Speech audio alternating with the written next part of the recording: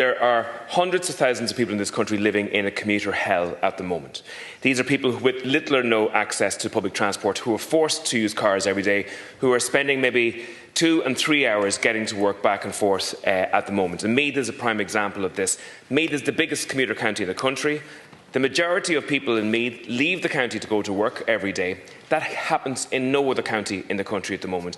80,000 people are forced to use their cars in Meath on a daily basis. Navan is the biggest town in the country without a rail line. For the majority of these people, there's a real cost to this. There's a cost in terms of the financial cost, the car, the second car, the tolls, the fuel, and it adds up to thousands of euros a year. But there's also a human cost to this, Minister, that nobody is quantifying. And this is where parents don't get to see their kids from 7 o'clock in the morning to 7 o'clock in the evening. Now, Dublin is the most congested city currently in the EU, and the cost in terms of time sitting in traffic and the labour costs involved in sitting in traffic is higher than any other European country at the moment. Now, the biggest weakness that this government has is the delivery of significant infrastructure.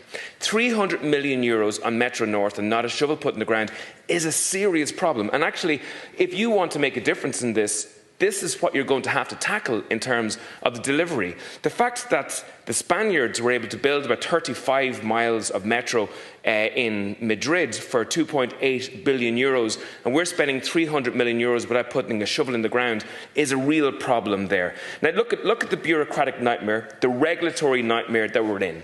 The Navan to Dublin rail line was built in 1852 with picks and shovels in 3 years, Minister. You're going to spend more time in a route selection for the Navan to Dublin rail line. You're going to spend more time than the actual complete build just for the route selection. And then for the railway order, you're going to take at least 1 or 2 years. For the planning application, you're going to take at least 3 years. So before you actually build any foot of rail line in County Meath, you're going to spend 3 times the amount of time in the preparation than it took to build it with picks and shovels in the 1850s. So I do believe if we really want to get a hold of the lack of public service and the lack of infrastructure in this country, there's going to have to be a tackling of the regulatory and the bureaucratic nightmare that is taking to build absolutely everything in this country, from the National Children's Hospital right down to the Metro North. And if there's one footprint that you can leave behind you, it's tackling that.